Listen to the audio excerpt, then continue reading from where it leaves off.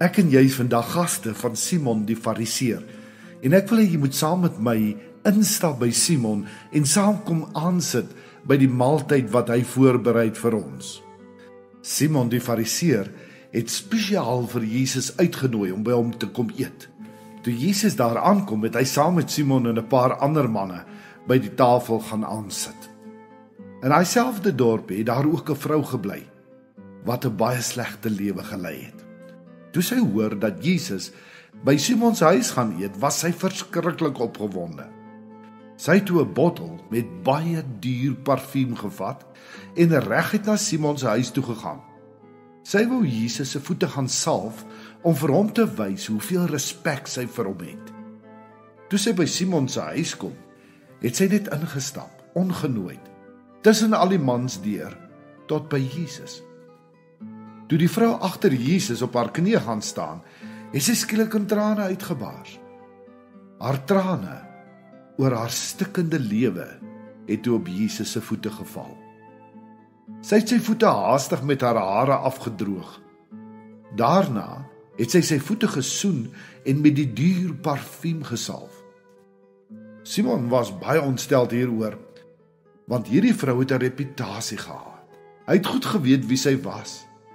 Hy dink toe so in die stilligheid by homself: as hierdie Jesus regtig 'n boodskapper van God is, sal hy mos weet dat die vrou wat nou aan hom geraak het, 'n groot sondaar is, 'n prostituut is.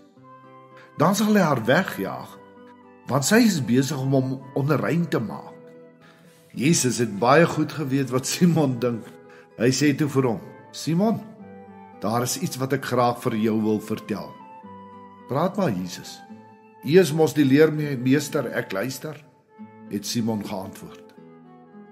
Jesus vertel toe vir hom 'n kort verhaaltjie. 2 mans het geld aan 'n bankbestuurder geskuld. Die een R80.000 en die ander R8.000. Maar hulle kon nie hulle skuld betaal nie. Toe besluit die bestuurder na 'n ruk om hulle skuld af te skryf. Sê vir my, wie van hierdie 2 mans was die blyste? Wat dink jy? Natuurlik die een wat die meeste geld geskuld het Simon geantwoord. Jy is heeltemal reg, het Jesus gesê. Toe draai Jesus na die vrou toe, terwyl hy nog met Simon praat. Simon, jy het gesien wat hierdie vrou alles vir my gedoen het. Baie meer as jy. Jy het nie eens die moeite gedoen om water by jou deur neer te sit, sodat die stof van my voete afgewas kon word, toe ek hier aangekom het nie. Maar hierdie vrou het my voete met haar trane gewas en met haar hare afgedroog. Jy het my ook nie baie hartlik ontvang nie eers 'n warm handdruk of 'n vriendelike omhelsing gegee nie. Maar hierdie vrou kon nie ophou om my voete te soen nie. Jy het ook nie 'n geskenk vir my gehad nie eens 'n reukolie wat ek aan my hare kon sit om lekker te ruik nie. Maar hierdie vrou het sommer 'n hele bottel reukolie oor my voete uitgegooi. Ja, hierdie vrou het baie lelike dinge aangevang, maar dis nou verby.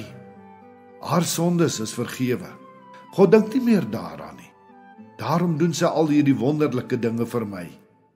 Jy het nie die vaagste idee wat dit vir 'n sondaar soos sy beteken om deur God vergewe te word nie.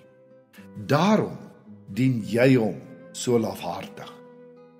Jesus kyk toe na die vrou en sê vir haar: Ek het baie goeie nuus vir jou. Jou sondes tel nie meer by God nie. Mike Yaconelli het die volgende gesê oor die kerk: The power of the church is not a parade of flawless people, but of a flawless Christ who embraces our flaws. The church is not made up of whole people, rather of the broken people who find wholeness in Christ, who was broken for us.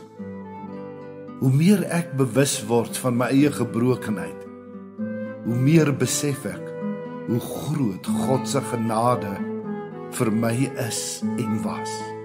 En daarmee saam kry ek soveel meer deernis en begrip vir ander se gebrokenheid.